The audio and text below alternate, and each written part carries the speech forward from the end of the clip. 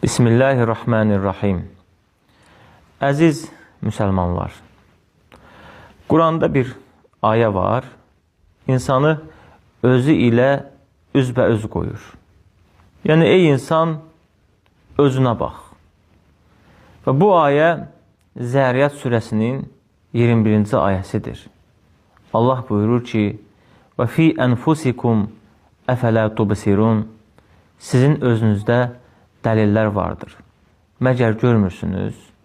Yəni, insanın özündə, daxilində, içində dəlillər vardır. Bu dəlillər nədir? Bu dəlilin biri qəlbdir.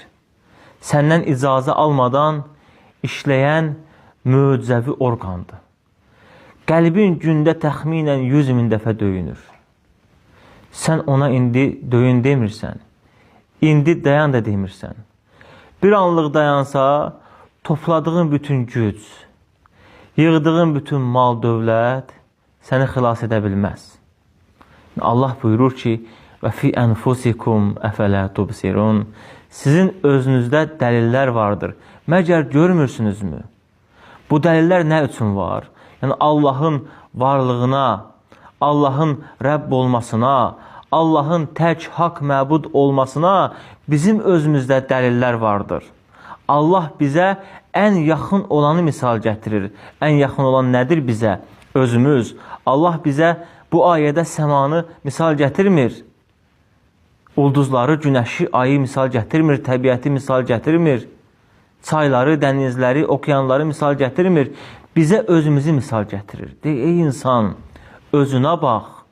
Özünə bax və özündə dəlillər vardır. O dəlillərin ən böyüyü qəlbdir. Möcüzəvi bir orqan. Ölənə qədər dayanmayan orqan, işləyən orqan.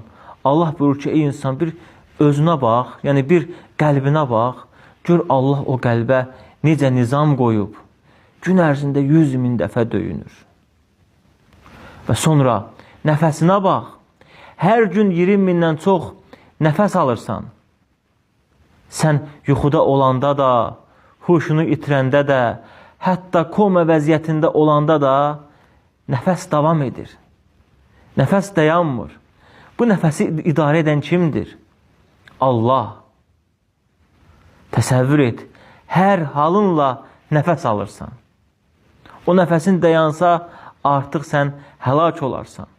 Hər halınla, hər vəziyyətinlə sənin nəfəsini idarə edən, aləmlərin Rəbbi olan Allahdır. Allah da insana buyurur ki, ey insan, bax, sənin özündə dəlillər var.